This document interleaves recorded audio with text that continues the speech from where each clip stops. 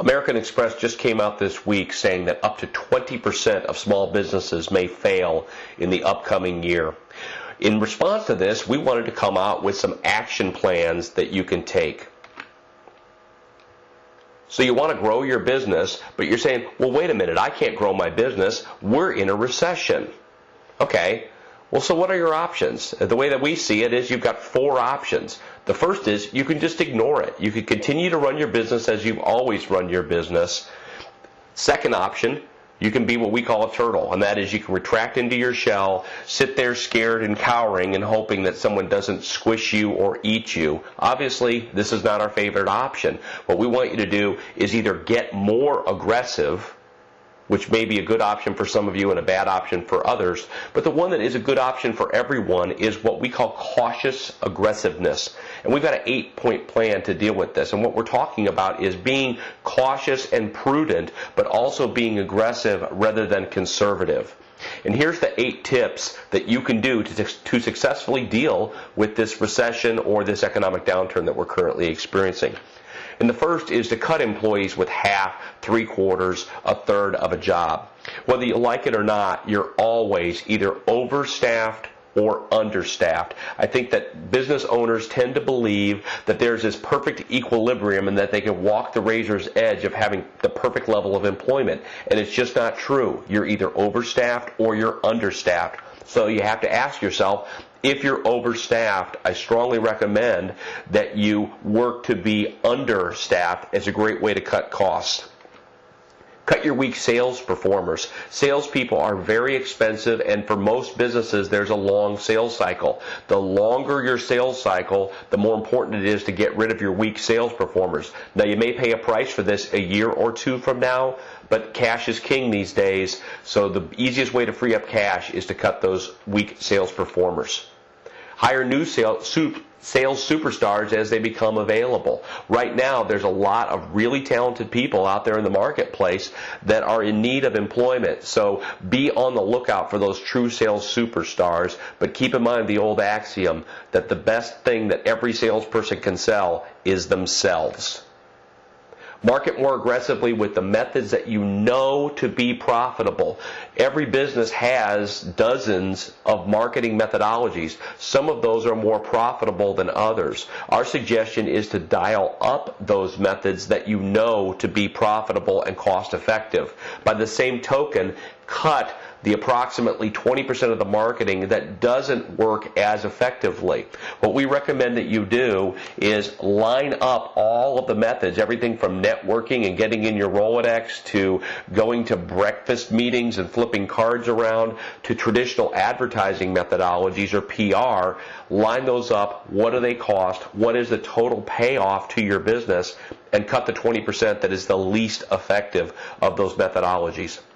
Retain, retain, retain. You have got to hang on to all of the customers that you want to keep on. Now, if there was a 9th tip on this, it would be to fire your bad customers. So don't retain any customers that are not profitable. There's some analysis that you can do to decide which customers are profitable, and you can line those up in a spreadsheet and take factors like their profit margin and how much of a pain they are and how much they spend and how hard they are to retain, and decide which customers are the keepers and which ones are the ones to get rid of.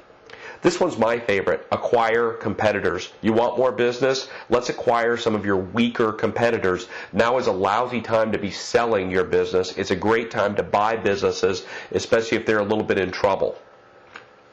Last one, this won't apply to everyone, but if you're financially all right, I'd actually recommend giving yourself a raise. And yes, you are reading this right. Here's my logic on this. That what we do is we tend to take as much slack financially as we give ourselves. Meaning, the more money you keep in your business, the more likely you are to not run your business as effectively. That we all as CEOs run our business as effectively as we have to. So I'm going to suggest that you make it so that you have to run it quite effectively. Now, you might want to park that money on the sideline so that you could loan it back to the business, but my recommendation would be to take additional money out of your business, forcing yourself to perform at a higher level. I'm going to shift gears a little bit. I'm going to contend that I can accurately predict who is going to come out of this economic downturn successfully and who might not, or who's going to perform well in this and who is not. And it's actually quite simple. It's one factor, and that factor is business models. Those businesses with outstanding business models that are constantly being tweaked, refined, and improved are the ones that are going to be successful. And I would contend that that 20% that American Express says are going to go out of business are the ones with weak business models. That said, it is more important than ever to be working on improving your business model. I want to talk about the action steps that you can take to improve your odds of surviving and thriving in these tough economic times. And what those action steps are is, one, don't let fear or uncertainty paralyze you. You know the old saying, when I don't know what to do, I do nothing. That is the wrong thing for a business owner to be doing at any time, especially now. What I want you to do instead is keep moving forward. Keep doing things that make sense regardless of your cash position, regardless of your fear, and keep moving your business forward. You don't want to be sitting here 2 or 3 years from now when times are good again and saying to yourself, gosh, I wish I had those 2 years back that I was just sitting on the sideline waiting for the rising tide to carry all boats. Lastly, change your inputs. You know the old saying, if you keep on doing what you're doing, you're going to keep on getting what you're getting, which translates to change the inputs into your business. You have to do something different to get something different. And what we've done is we put together a website called Biz Model Secrets, and you can find that at bizmodelsecrets.com. There's a couple of things on there. One, you'll find a free teleseminar that we do that talks about how to analyze, tweak, improve your business model. We also have a business model assessment that will give you a statistical score on how well your current business model is doing for you. So I suggest you take us up on the free test and take some time and spend it at the 30-minute teleseminar, and you'll walk away with some ideas on how you can improve your business model. I look forward to hearing from you at the teleseminar. Good luck surviving and thriving in these tough economic times.